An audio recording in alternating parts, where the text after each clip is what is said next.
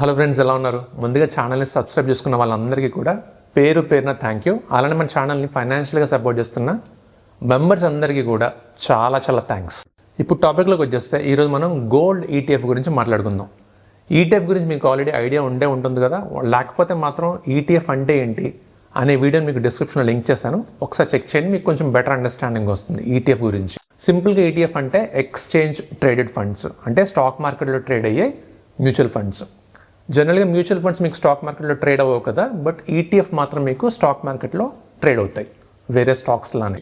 ప్రతి ఈటీఎఫ్ ఒక underlying అసెట్ని track చేస్తుంది. అండర్లయింగ్ అసెట్ అంటే ఏ అసెట్ నుంచి ఈటీఎఫ్ వాల్యూ తీసుకుంటుందో ఆ అసెట్ని అండర్లయింగ్ అసెట్ అని అంటారు. ఆ అసెట్ గోల్డ్ కానీ, స్టాక్ కానీ, ఇండెక్స్ కానీ ఇలా ఏదైనా అవ్వచ్చు. సో అలా గోల్డ్ ప్రైస్ని ట్రాక్ చేసే ఈటీఎఫ్నే మనం గోల్డ్ ఈటీఎఫ్ అని అంటాం. సో మీరు ఫిజికల్ గోల్డ్లో డైరెక్ట్గా ఇన్వెస్ట్ చేయకుండానే గోల్డ్ నుంచి వచ్చే ఎప్రిసియేషన్ నుంచి బెనిఫిట్ పొందాలనుకుంటే మాత్రం గోల్డ్ ఈటీఎఫ్ మీకు one of the best option. మనం జనరల్గా గోల్డ్ ఎందుకు ఇన్వెస్ట్ చేస్తాం? మనకు ఒక ఇన్వెస్ట్మెంట్లా ఉంటుంది, అండ్ అలానే ఎప్పుడైనా అవసరం ఉండి అమ్మితే మంచి ఎప్రిసియేషన్ వస్తుంది. లేదు ఎప్పుడైనా తనఖా పెట్టి డబ్బులు తీసుకోవాలనుకున్నా కానీ డబ్బులు బాగానే వస్తాయి కదా. బట్ ఫిజికల్గా గోల్డ్ కలిగి ఉండడం వల్ల కొన్ని డిసడ్వాంటేజెస్ ఉన్నాయి కదా మనకి. అంటే దొంగల భయం కానీ, కొనేటప్పుడు కట్టాల్సిన ట్యాక్సెస్, తరుగు మజూరు లాంటివి. అలానే కొంత లిమిట్ దాటి మనం బంగారం కొనుక్కున్నా కానీ దాన్ని స్టోరేజ్ చేసుకోవడం కూడా కొంచెం కష్టం కదా. బ్యాంక్ లాకర్స్ దాచుకోవాలి, అలానే మళ్ళీ ఆ లాకర్కి రెంట్ పే చేసుకోవాలి. ఇలాంటి కాంప్లికేషన్స్ అన్నీ ఉన్నాయి కదా. సో ఇలాంటి డిసడ్వాంటేజెస్ వద్దు, బట్ బంగారంలో ఇన్వెస్ట్ చేయడం వల్ల వచ్చే ఎప్రిసియేషన్ కావాలనుకుంటే ఈటీఎఫ్ని మీరు డెఫినెట్గా కన్సిడర్ చేయొచ్చు. సో ఈ గోల్డ్ ఈటీఎఫ్స్ ఎలా పనిచేస్తుందంటే, గోల్డ్ ఈటీఎఫ్ మీరు కొనుక్కున్నారనుకోండి, మీరు ఎంత పెట్టి కొంటారో అదే ఎగ్జాక్ట్ అమౌంట్ని ఆ మ్యూచువల్ ఫండ్ హౌస్ ఫిజికల్ గోల్డ్లో ఇన్వెస్ట్ చేయాల్సి ఉంటుంది. ఎగ్జాంపుల్కి మీరు 10,000 రూపాయలని హెచ్డిఎఫ్సి గోల్డ్ ఈటీఎఫ్లో ఇన్వెస్ట్ చేశారని అనుకోండి. సో హెచ్డిఎఫ్సి ఏం చేస్తుంది, మీ 10,000 రూపాయలని 99.5% ప్యూర్ గోల్డ్లో వాళ్ళు ఇన్వెస్ట్ చేయాలన్నమాట. మీరు డైరెక్ట్గా ఫిజికల్ గోల్డ్ ఇన్వెస్ట్ చేయట్లేదు, బట్ మీరు ఇన్వెస్ట్ చేయకపోయినా కానీ మీరు ఇన్వెస్ట్ చేసిన ఈటీఎఫ్ ఫర్దర్గా గోల్డ్లో ఇన్వెస్ట్ చేయాలన్నమాట. అది గోల్డ్ ఈటీఎఫ్. అండ్ మనం ఇది ఈటీఎఫ్ అంటున్నాం కాబట్టి మీరు స్టాక్ మార్కెట్ నుంచి డైరెక్ట్గా ఏదైనా డీమ్యాట్ నుంచి మీకు నచ్చిన గోల్డ్ ఫండ్ ఈటీఎఫ్లో ఇన్వెస్ట్ చేసుకోవచ్చు. అండ్ మినిమం 100 రూపీస్ నుంచి మీరు ఎంతైనా ఇన్వెస్ట్ చేసుకోవచ్చు.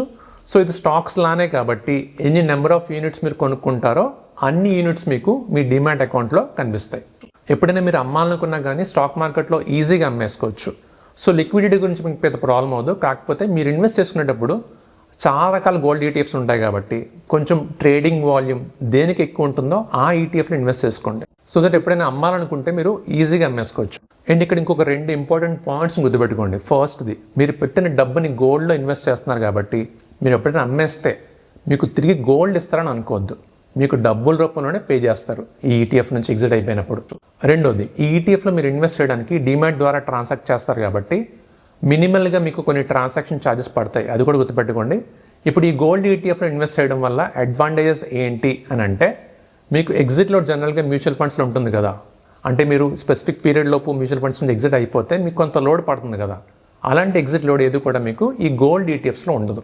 అండ్ అలానే మీరు ఫిజికల్గా గోల్డ్ తీసుకుంటే మీకు జిఎస్టీ అని, మేకింగ్ ఛార్జెస్ అని, అలానే వేరే ఇతర ట్యాక్స్ అన్నీ పడతాయి కదా, అవేవి కూడా మీకు ఈ గోల్డ్ ఈటీఎఫ్స్లో ఉండవు. అండ్ మూడో అడ్వాంటేజ్ మీకు తెలిసిందే, మనకు స్టోరేజ్ ప్రాబ్లం కానీ, సెక్యూరిటీ ప్రాబ్లం కానీ ఈ ఈటీఎఫ్స్తో ఉండదు. ఎందుకంటే అంతా మీకు ఆన్లైనే కాబట్టి. సో ఒక్కసారి మీ ఫిజికల్ గోల్డ్ రిక్వైర్మెంట్ అయిపోయిన తర్వాత ఈ గోల్డ్ ఈటీఎఫ్ని మీ ఇన్వెస్ట్మెంట్ పర్పస్ గురించి డెఫినెట్గా ట్రై చేయొచ్చు. బట్ ఇన్వెస్ట్ చేసే ముందు ఇప్పుడు నేను చెప్పబోయే 2 ఫ్యాక్టర్స్ని మాత్రం దృష్టిలో ఉంచుకొని దాని ప్రకారం మీరు దేనిలో ఇన్వెస్ట్ చేసుకోవాలనేది డిసైడ్ చేసుకోవాలి. మొదటిది లిక్విడిటీ. మీకు ఏ ఈటీఎఫ్ అయితే బెటర్ లిక్విడిటీ ప్రొవైడ్ చేస్తుందో దానిలో ఇన్వెస్ట్ చేసుకుంటేనే మీకు ఎప్పుడైనా అవసరం వచ్చి విత్డ్రా అయిపోవాలనుకుంటే మీరు డబ్బులు ఈజీగా తీసుకోవడానికి వీలుంటుంది. సో కొంచెం బెటర్ లిక్విడిటీ ఉన్నదే చూస్ చేసుకుని తీసుకోండి. దీన్ని ఎలా డిసైడ్ చేస్తారంటే, లిక్విడిటీ బెటర్గా ఉండాలంటే ఆ ఈటీఎఫ్లో ట్రేడ్ వాల్యూమ్ అని ఉంటుంది కదా, అది కొంచెం ఎక్కువ ఉండాలి. ఎక్కువ ట్రేడ్ వాల్యూమ్ ఉంది అని అంటే మీనింగ్ ఏంటంటే ఎక్కువ మంది సెల్లర్సు, బయ్యర్సు ఈ రిలేటెడ్ ఈటీఎఫ్లో ట్రాన్సాక్ట్ చేస్తున్నారని. ఇక్కడ మీకు స్క్రీన్ మీద చూస్తే పైన చూపిస్తున్న 5 ఈటీఎఫ్స్లో మీకు కొంచెం ట్రేడ్ వాల్యూమ్ ఎక్కువ కనిపిస్తుంది కదా, అబ్జర్వ్ చేశారా? ఇలాంటి ఈటీఎఫ్స్లో మీరు ఇన్వెస్ట్ చేశారనుకోండి, జనరల్గానే బయ్యర్స్ అండ్ సెల్లర్స్ ఎక్కువ మంది ఉంటారు కాబట్టి మీరు ఎప్పుడు కావాలనుకున్న అప్పుడు ఎగ్జిట్ అయిపోవచ్చు. ఎగ్జిట్ అయిపోయిన వెంటనే డబ్బులు మీకు వెంటనే వచ్చేస్తాయి. అంతేగాని లిక్విడిటీ గురించి మళ్ళీ వెయిట్ చేయాల్సిన అవసరం ఉండదు. లిక్విడిటీ బెటర్గా ఉన్న దానిలోనే ఇన్వెస్ట్ చేసుకోండి. నెక్స్ట్ మీరు చూసుకోవాల్సిన ఇంకొక ఫ్యాక్టర్ ఎక్స్పెన్స్ రేషియో.